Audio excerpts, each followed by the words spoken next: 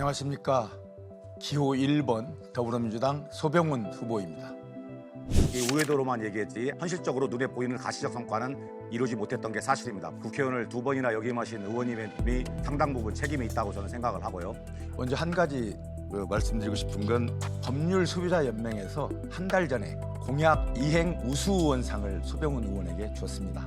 그리고 85%의 공약 이행률을 가지고 있기 때문에 공약 가지고 말씀하시는 건 조금 적절치 않다. 오랫동안 공약을 했는데 왜 이루어지지 않느냐는 그 말씀은 적어도 SOC 기반시설 부분이 시작부터 끝까지 얼마나 걸리는지를 잘 모르셔서 하는 말씀입니다. 적어도 그런 도로 사업 같은 건 될 때까지 공약하는 겁니다. 저는 꾸준히 광주에 필요한 기반시설이나 SOC 사업은 될 때까지 공약을 하겠습니다. 그래서 반드시 제가 공약한 건 이루어내도록 그렇게 하겠습니다. 서울 양평 고속도로는 지난 21대 국회에서 당시 양평 군수이던 정동균 군수의 정말 너무나 많은 노력이 있었습니다. 원하는 남쪽면에 주로 귀열이 산속으로 들어갑니다. 그래서 밖에서 볼 때는 그 도로가 지나가는 걸 알 수 없을 정도로 숨겨져 들어가기 때문에 퇴촌에는 전혀 지장을 주지 않습니다. 그렇지만 새로 바뀐 대통령 처가 쪽으로 가는 그 안은 퇴촌면을 육교로 갈라놓습니다. 육교가 아무리 밑에는 터졌다고 하더라도 그 바로 옆에 학교도 있고 매우 적절치 않은 안이다. 근데 그 안을 원희룡 장관이나 그리고 국힘이나 한 후보까지도 그 안이 그렇게 좋은데 왜 반대하느냐 이런 얘기를 하는 걸 제가 들었습니다. 그 안이 그렇게 좋은지. 그 서울 양평 고속도로 말씀하셨는데 저는 원안이다, 수정안이다 정확하게 입장을 표명한 적이 없습니다.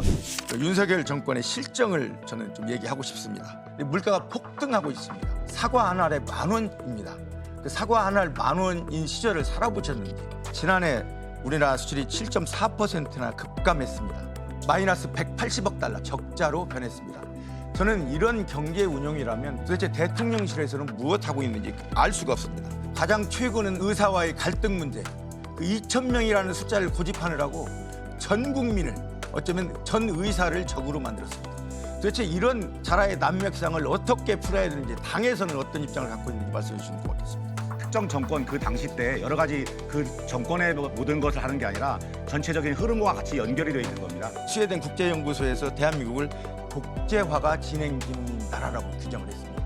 이 책임을 누가 져야 되겠습니까? 저는 이 책임에 대해서 대통령실뿐만 아니라 국민의힘도 여기에서 책임을 벗어날 수 없다. 존경하는 광주 시민 여러분, 제가 8년 동안 매년 저희 의정보고서를 시민 여러분께 보내드렸습니다. 그래서 시민 여러분께서는 초선 3% 차이로 국회에 보냈는데 재선 때는 13% 차이로 국회에 보냈습니다. 그만큼 소병훈의 의정 활동을 인정해 주신 겁니다. 광주 시민 여러분들의 그런 기대에 부응하기 위해서 많은 일을 했지만 수강선 예타 통과시킨 건 국회의원들도 부러워합니다. 그게 처음에 8,300억짜리 사업인데 지금 1조 원이 넘었습니다.